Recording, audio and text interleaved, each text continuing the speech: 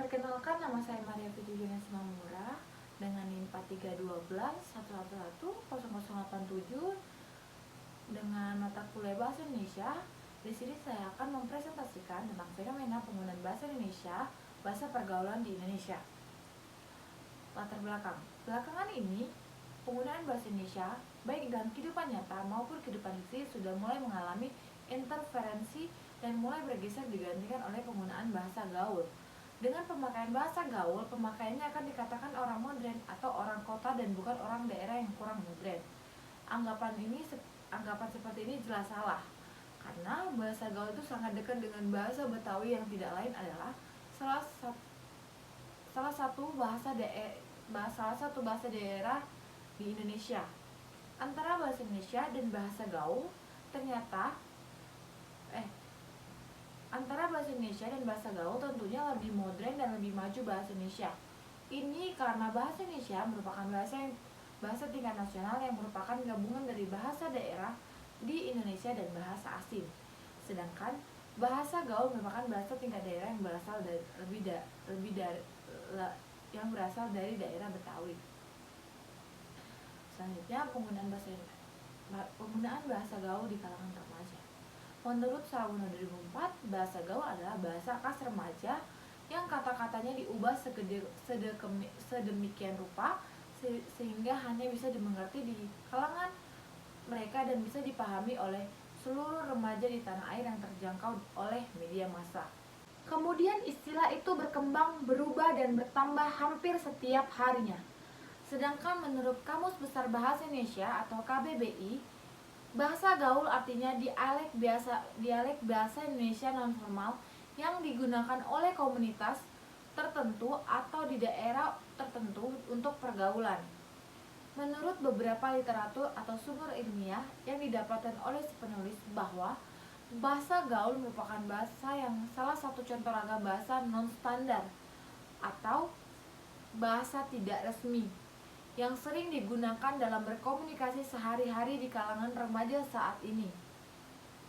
Ragam bahasa itu sendiri adalah bahasa Indonesia yang dimiliki berbagai macam jenis yang berdasarkan 3 hal, yaitu cara berkomunikasi, cara penuturan, dan topik pembicaraan.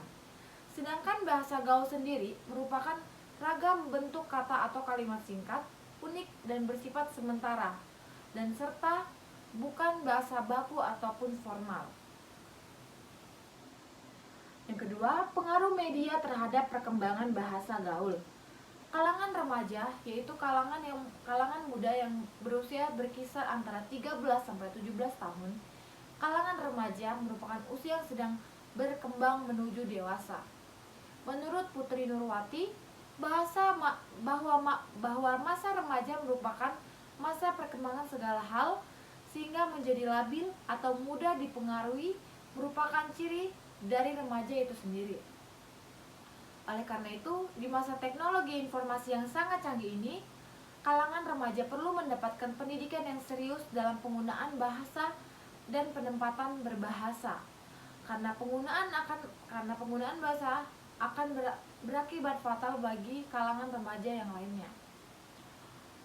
Pada saat ini, bahasa bisa berpengaruh dengan sangat cepat melalui media sosial. Bahasa yang sedang booming saat ini, maka hampir setiap remaja menggunakan bahasa tersebut. Namun apabila ada lagi bahasa yang lain atau bahasa baru, maka bahasa yang digunakan akan berubah menjadi bahasa yang terbaru. Dewasa saat ini, dalam kehidupan sehari-hari, para remaja sudah banyak menggunakan bahasa yang banyak digunakan di media sosial yang dikenal dengan bahasa gaul. Bahkan pemakaian bahasa gaul atau bahasa yang ada di media sosial ini mengalahkan kedudukan pentingnya berbahasa Indonesia yang baik dan benar.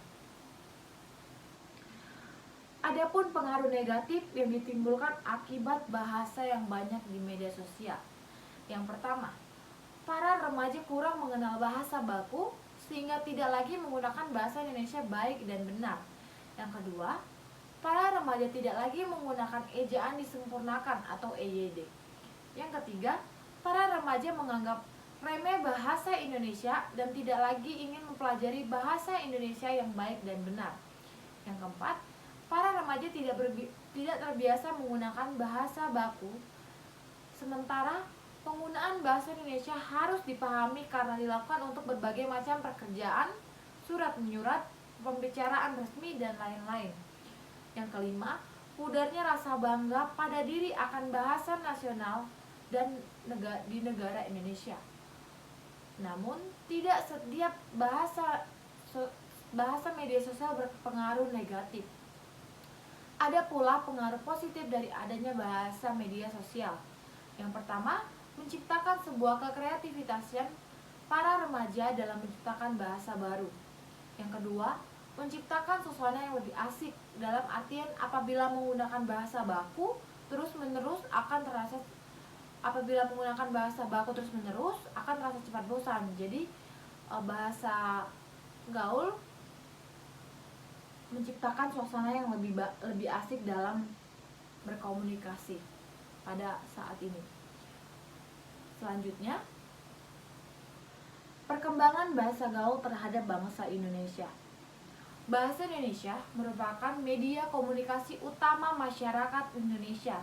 Namun, ada kalanya bahasa Indonesia menjadi bahasa kedua setelah bahasa ibunya oleh masyarakat Indonesia berada dalam tataran situasi bilingual atau multilingual. Hal itu juga dipengaruhi oleh perkembangan zaman dan fenomena berbahasa sesuai usia dan lingkungan pemakaian pada masa tertentu. Eksistensinya dan perkembangan bahasa prokem adalah salah satu unsur perilaku berbahasa universal, sekaligus fenomena yang khas dari segi latar belakang sosiolinguistik. Fenomena lainnya adalah bahasa ala yang kerap digunakan di media sosial maupun percakapan sehari-hari. Pergeseran struktur kata yang terjadi di masa sekarang dan dilakukan oleh banyak membentuk munculnya kosakata baru yang meminggirkan keformalan dalam berbahasa. Berikut contoh-contoh perubahan dalam tulisan. Misalnya, cemungut yang artinya semangat, akuh yang artinya aku, kamoh yang artinya kamu, cayang yang artinya sayang, dan lutu yang artinya lucu. Dari pembahasan dan presentasi yang saya berikan tadi, kita simpulkan masyarakat Indonesia saat ini banyak menggunakan bahasa gaul dan singkat-singkatan dalam kegiatan sehari-hari. Itu merupakan bentuk penyimpangan dari bahasa Indonesia yang baik dan benar. Adanya penyimpangan ini dapat menghambat pertumbuhan dan perkembangan bahasa Indonesia. Luntur dan hilangnya penggunaan bahasa Indonesia dikarenakan kurangnya kesadaran dalam diri mencintai dan menggunakan bahasa Indonesia di negeri kita sendiri. Hal ini terkadang diperparah oleh maraknya dunia artis yang menggunakan bahasa gaul di media sosial dan di media massa dan elektronik. Selanjutnya, saran dari saya, hendaknya kita diadakan melakukan pemahaman yang lebih kepada anak-anak remaja saat ini, dan kita mulai dari diri kita sendiri dan untuk memudayakan bahasa Indonesia dan meningkatkan kembali eksistensi bahasa Indonesia saat ini. Sekian presentasi dari saya. Jika ada kekurangan mohon dimaafkan. Terima kasih.